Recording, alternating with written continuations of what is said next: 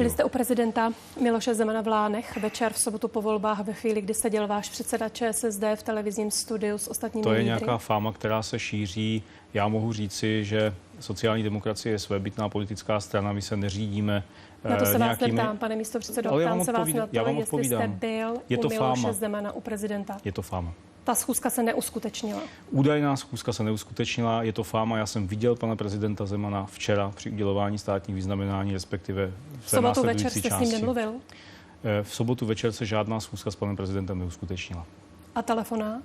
V sobotu večer se žádná schůzka s panem prezidentem neuskutečnila a každý, kdo zná Miloše Zemana, ví, že on nevlastní mobilní telefon, takže jsme si nemohli ani zatelefonovat. Takže jste spolu ani netelefonovali, ani jste se nepotkali, vy jste vůbec s prezidentem Zemanem nemluvil? V sobotu neprobíhala žádná komunikace s prezidentem, která by se týkala ČSSD nebo povolební situace. Byla to nějaká třeba schůzka, na kterou prezident Miloš Zeman vyslal některého ze svých spolupracovníků, s nimiž jste vy komunikovali? Ne, nic takového neproběhlo. Vy jste po volebním výsledku od té doby nemluvil s prezidentem Milošem Zemanem včera. Ani jeho spolupracovníky až včera. Včera.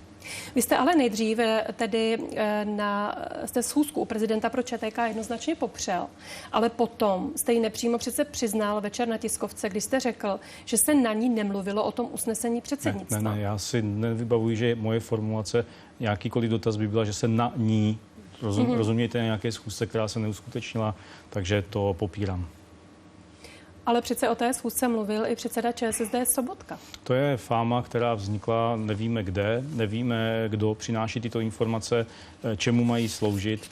Sociální demokracie se řídí z Lidového domu, nikoli z Pražského hradu, ani od nikud. Ani z pražských advokátních kanceláří. A členové předsednictva se vás na to taky ptali. Ano, a já jsem řekl, že to je... Ten jednoznačně na to neodpovídal. Samozřejmě, že odpovídal. To máte zase špatné informace. Ne, já mám informace od členů předsednictva. Tak a oni možná říkají, od Jiřího Dienstbiera. A já vám přesně řeknu, co jsem řekl na předsednictvu. Já jsem řekl, že údajná schůzka s prezidentem Zemanem a některými sociálními demokraty je stejná fáma jako údajné schůzky Jiřího Dienstbiera a dalších sociálních demokratů s Miroslavem Kalouskem na Ořechovce tady v Praze, kde údajně měly být dojednávány povolební koalice ČSSD a TOP 09. Já tomu nevěřím, nestalo se ani to první a určitě ani to druhé. Pane místopředsedo, já jen dostala jsem informaci, že místopředseda strany Milan Chovanec řekl iDNESu, že na té schůzce s prezidentem byl. Já už tomu vůbec nerozumím. Taky tomu nerozumím, nevím. Počkejte, tak byla ta schůzka nebo nebyla? Pokud místopředseda ČSSD řekne iDNESu, že byl na schůzce s prezidentem, tak buď tedy někdo z vás nemluví pravdu, nebo... Nevím. Musíte se ptát pana Chovance. Vy dál tvrdíte i poté, co tedy místopředseda ČSSD Chovanec říká iDNESu, že tam byl, že ta schůzka nebyla a že vy jste tam nebyl. Já vám říkám, že se musíte zeptat pana Chovance. Já neznám tohle jeho prohlášení. Dovedete si představit, že tam teda byl jen pan Chovanec a že vám to neřekl? Vůbec nebudu spekulovat na tyhle témata. Prostě, jestli něco řekl pan Chovanec, ptejte se prosím ho.